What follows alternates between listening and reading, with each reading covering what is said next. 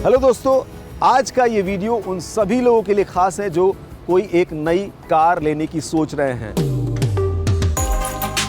या फिर इस उलझन में है कि वही नॉर्मल पेट्रोल डीजल वाली गाड़ियां ली जाए या फिर ईवी इलेक्ट्रिक व्हीकल बिजली से चलने वाली गाड़ी ली जाए। कई तरह के उलझन रहते हैं ना दिमाग में, लाइक उसकी चार्जिंग को लेकर क्या कोई लफड़ा है, इसके अलावा इकोनॉमिकल वो कितनी पड़ रही है। जाहिर सी बात है कि शुरू में आप ज़्यादा पैसा लगा रहे हैं तो वो पैसा क्या आपका रिटर्न हो पाएगा। लंबी दूरी तय करनी हो तो क्या ये एक चार्ज में इससे तय की जा सकती है, उसके लिए क्या करना होगा, सरकार किस तरह से क्या कुछ कर रही है इसको लेकर। कई तरह की जो उलझनों वाले सवाल हैं, इन सब के जवाब मैं आपको दूंगा आज। और ये सब कुछ बताने के लिए हमने जो माध्यम चुना है, जो गाड़ी चुनी है, वो है टाटा नेक्सॉन EV मैक्स। इस गाड़ी को हमने इसलिए चुना क्योंकि एक तो टाटा का ब्रांड है, इसके अलावा तमाम EVs को अगर देखा जाए तो उसमें ये टॉप सेलिंग कार है। मजबूती पावर की तो ये स्थिति है कि क्रैश रेटिंग में 5 स्टार, आप समझ सकते हैं। ये इस तरह का टेस्ट होता है कि विपरीत परिस्थितियों में कोलिजन कराकर ये देखा जाता है कि कम से कम नुकसान हो, तो ये गाड़ी उसमें 5 स्टार लेकर आई थी।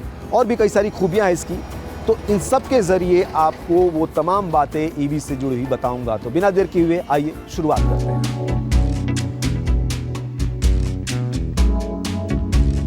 टाटा का EV गाड़ियों में एक तरह से कहा जाता है कब्जा है। कब्जा क्यों है? देखिए, जो EV गाड़ियों की सबसे बड़ी दिक्कत आती है ना कि एक बार के फुल चार्ज में वो कितनी दूरी तय कर पा रही है। लोगों का एक डर रहता है कि लंबी दूरी जा पाएगी नहीं। तो इसके बारे में आपको बता दूं कि 450 किलोमीटर तक का दावा कंपनी की तरफ से किया गया है, लेकिन अगर बहुत रफ कंडीशन में भी आप चलाएं तो 350 किलोमीटर कहीं नहीं गया है। देखिए, फटाफट आपको इसके एक्सटीरियर के बारे में आपको बता देता हूँ क्या कुछ है। गाड़ी को आप देख ही रहे हैं, जिस तरह से SUV है और जो एक लुक है इसका वो ज़बरदस्त है। सामने से जो टाटा का अपना बैज है, लोगो है, यहाँ पर ये रहा इसका लैंप जो प्रोजेक्टर भी है और हैलोजन भी है। प्रोजेक्टर जब लो बीम पे है और हैलोजन जब हाई बीम पे है। ये फॉग लैंप,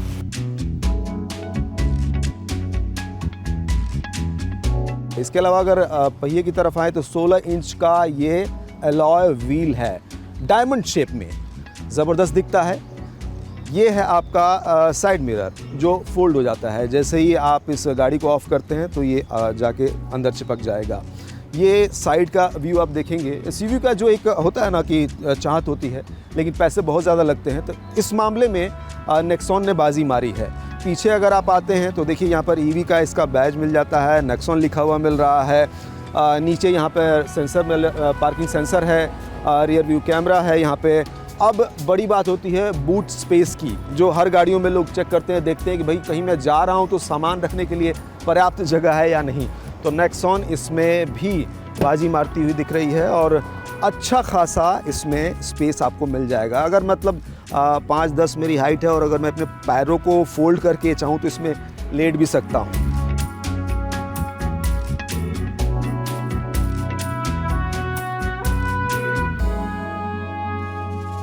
हाँ, तो भाई अब आपको इसके इंटीरियर के बारे में बता दें क्या है। देखिए, बेज और ब्लैक कलर का पूरा ये इंटीरियर आपको मिलेगा। खूबसूरत, अच्छा दिख रहा है।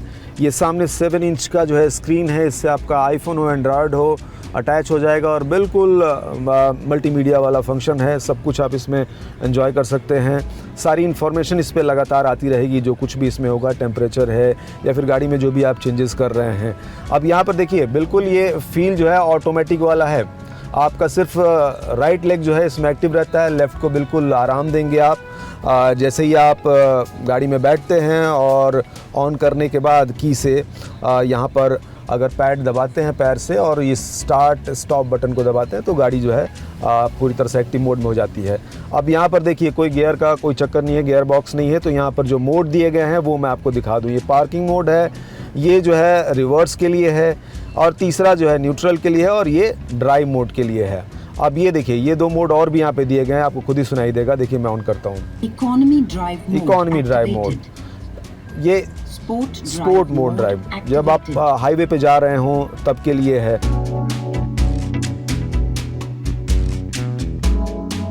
और ये इसका ज़बरदस्त बटन है रीजनरेटिंग ब्रेकिंग सिस्टम। ये जो है जब आपकी ईवी चल रही होगी तो उस समय भी ये गाड़ी चार्ज करता है। देखिए ईवी का एक गज़ब की चीज़ है ना, जब नॉर्मल गाड़ियों में आप चलते हैं और लॉन्ग रूट पे आप गाड़ी ले जाते हैं ना तो वहाँ पे गाड़ी में माइलेज अच्छा मिलता है, लेकिन यहाँ उल्टा है। जब आप भीड़ भाड़ या शहर में जब चल रहे होते हो और ब्रेक आप लगा रहे हो या गाड़ी धीमी और तेज़ हो रही हो, उस समय जो है इसका माइलेज अच्छा मिलेगा। यानी क्यों ऐसा होगा? क्योंकि इसमें ये सिस्टम दिया हुआ है। इसके ज़रिए जो है चार्जिंग की प्रक्रिया बीच बीच में चलती रहती है, तो आपको माइलेज अच्छा मिलता है। यानी 1 गो में जो है वो लंबी दूरी तक, और जो बैटरी का खर्च है वो धीरे धीरे होगा, धीरे से ड्रॉप होगा। इसमें 3 लेवल दिए हुए हैं, 1 2 3 लेवल होगा। जब कहीं आप चढ़ाई पे जा रहे हैं, उतर रहे हो, तो उस समय 3 लेवल लगा देंगे तो साथ साथ बैटरी जो है वो चार्ज भी होती रहेगी। 2 नॉर्मल सिटी में, और फर्स्ट जो है हाईवे पे जा रहे हैं तब आप फर्स्ट पे रखिए। तो इसकी सीट आप देखिए, ये बहुत ही कंफर्टेबल है। इसके साथ ही साथ इसमें बड़ी अहम बात यह है कि इसमें आपको वेंटिलेशन का भी ऑप्शन दिया हुआ है। इसका एक बटन यहाँ साइड में है दोनों तरफ से, इस बटन को आप ऑन करेंगे और इसके ज़रिए यहाँ पर आपको गर्मी नहीं लगेगी, पसीना नहीं होगा। गाड़ी का स्पीकर हो या फिर एसी, वो सब हमने चेक किया, बहुत ही ज़बरदस्त है। हर गाड़ी में ग्लोब की एक जगह होती है जहाँ पर जगह स्पेस अपने आप में मायने रखता है, तो यहाँ भी हमने देखा काफ़ी अच्छा स्पेस है यहाँ पर। इसके अलावा दोनों डोर पे आप देखिए, यहाँ पर भी जगह है, कुछ भी आप रख सकते हैं। अब देखिए इसमें हैंड ब्रेक तो है नहीं, तो ये जगह खाली है और इसका बड़ा अच्छा इस्तेमाल भी किया गया है। इसको वायरलेस चार्जिंग प्लेट है, अपनी फ़ोन यहाँ पे रख लीजिए और आपका फ़ोन जो है अगर ब्लूटूथ से कनेक्ट है तो अपने आप से चार्ज होना शुरू हो जाएगा। एक और मज़ेदार बात इसकी हम दिखा रहे हैं, अगर आप ऊपर देखें तो यहाँ आपको सनरूफ भी मिल रहा है। सनरूफ, आराम से आप इसमें ये मज़ा ले सकते हैं। बिल्कुल ये गाड़ी यहाँ से खुल जाएगी, फिर यहाँ से बंद होगी। इसके अलावा आप चाहते हैं अगर इसे पूरा ना खोलना तो एक बटन यहाँ दिया हुआ है जहाँ इसके ज़रिए आप इसको थोड़ा सा भी खोल सकते हैं। ये वो 3 बटन हैं।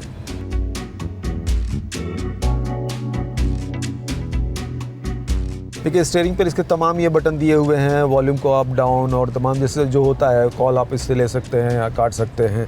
यहाँ पर ये जो बटन यहाँ पे दिया हुआ है ये है क्रूज़ कंट्रोल का।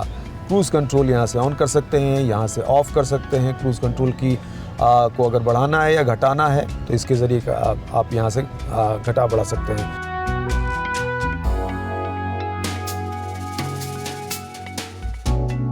अब देखिए क्रूज़ कंट्रोल बहुत लोगों को पता है, लेकिन उन लोगों को जिनको नहीं पता है उनको मैं बता दूं कि क्रूज़ कंट्रोल आजकल की जो गाड़ी आ रही है उसमें ये एक ज़बरदस्त फीचर होता है, जिसमें आप अगर मान लीजिए हाईवे पे जा रहे हैं और बार बार आपको जो है कम ज़्यादा स्पीड करनी पड़ती है, तो इससे आपको मुक्ति मिल जाती है, थकान नहीं होगी और साथ ही साथ गाड़ी का परफॉर्मेंस भी अच्छा हो जाता है। मतलब अगर पेट्रोल डीजल की गाड़ी होती है तो उसमें माइलेज अच्छा मिलता है, और अगर इलेक्ट्रिक है तो उसका जो है बैटरी जो है उतनी तेज़ी से डाउन नहीं हो, क्योंकि इसमें एक फिक्स स्पीड जो है वो कर दिया जाता है और उसी स्पीड के हिसाब से गाड़ी ऑटोमेटिक चलती रहती है। यानी एक तरह से कंट्रोल जो है वो क्रूज़ के ज़रिए वो एक ऑटोमेटिकली कंट्रोल करके गाड़ी आप आगे बढ़ाते रहते हैं।